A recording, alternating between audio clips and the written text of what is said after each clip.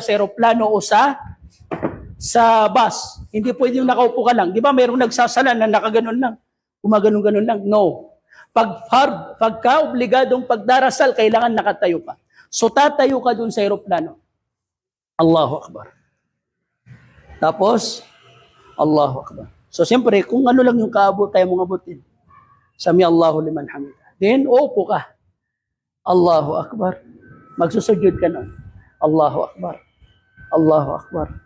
Allahu Akbar. Tatayo ka naman. Kapag kang sasalahan mo ay Fajr, Dhuhr, Asr, Maghrib o Isha, kailangan nakatayo. Naintindihan kahit sa aeroplano. Pero yung pagsujud, dahil hindi mo kayang magsujud, so hindi ka.